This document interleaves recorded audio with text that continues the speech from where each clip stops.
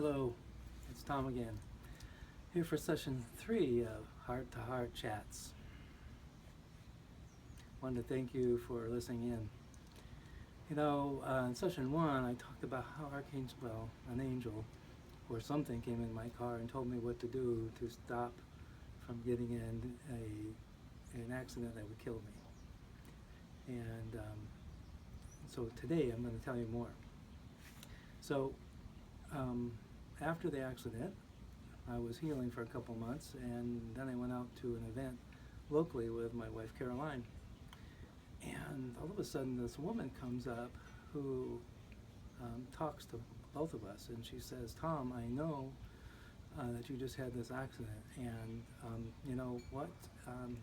Your life is going to change a lot, and you're not going to remember things that happened to you, so you have to journal every day.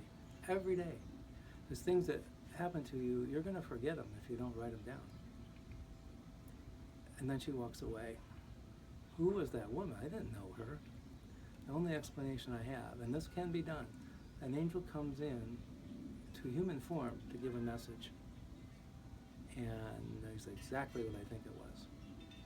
It's happened 2 or 3 times to us, and this was the first time that we know of. Anyway, she was right. This has allowed me to do the books we've done and to relate stories to others of things that have happened to us. So anyway,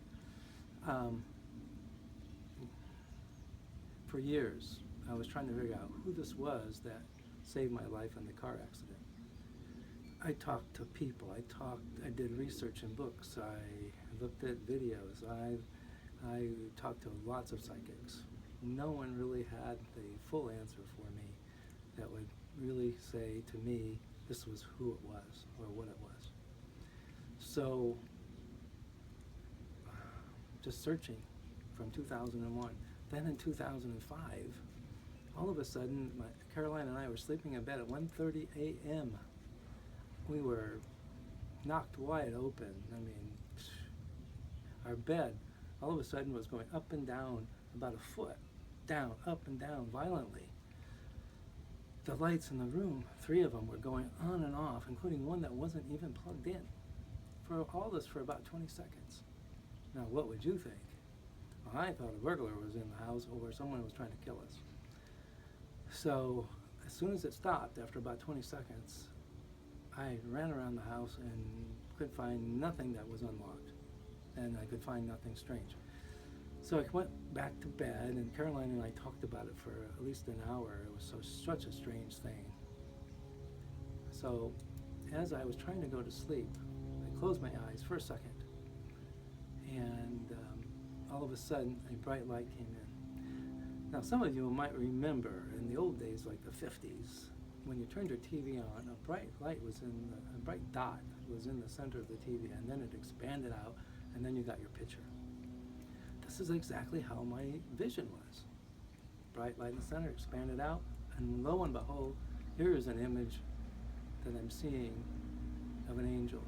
My very first vision, it was an angel standing up perpendicular to my vision, and they had huge wings, all in color. I could see the filaments of each feather. That's how clear it was. The color was fantastic. And then he turned his head to look at me. And next, he turns into an image of an angel on a horse, much like the picture that we took in Sedona in 2008. He was on this horse with sword and shield, and amazing. And that was it. So now I told Caroline the next morning, but do you tell people about this? Are they going to believe you? Oh, sure, you're just seeing things, right? It was so clear. It was like seeing in normal times, normal day. That's how clear it was. Anyway, the next morning I had this incredible appetite. I was being pulled to go to the local bookstore, and that was Borders Books. So I jumped up there in the morning, and I went to the metaphysical section. I had to get the first book that said angels on the side. trying to find out if I could see this image that I saw in my vision. So I pulled it out. I didn't know what it talked about.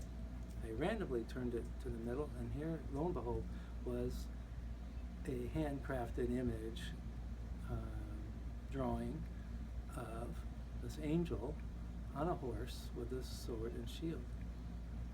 And it said down below, Archangel Michael. Wow. So I had my answer. For me, I had my answer. Still, I'd be crazy to talk about it, right? Tell people about it and expect them to believe me. You know, I believe myself, but I can't expect others to believe this is what I saw and that they should believe it. Not until 2008, when we went to Sedona and we're walking the labyrinth at St. Andrew's church, that the clouds swirled and swirled, and then out came this image here of an angel on a horse, Archangel Michael, with a sword above. And you can see the horse's eye and mouth. So now he gave me proof visually that I took in a camera, and I could print it out and print it out and print it out and show people. And I could tell this story like I'm telling you today. And that's what makes me believe that's who it was. And subsequently to that, after all these years, I meditate with Archangel Michael, and I can talk to him. And he also comes through any psychic I'm with, and we have conversations. And the conversations are true. He knows things about me only he could know. And he gives me guidance, and I follow it. So that's the story.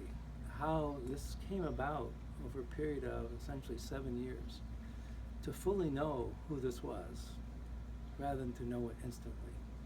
So I had to have the courage to continue, I had to have the patience to continue, I had to have the persistence to continue, to try to find out. And now I know, and now you know. Heart-to-heart chats. Until next time, have a wonderful day. See you later.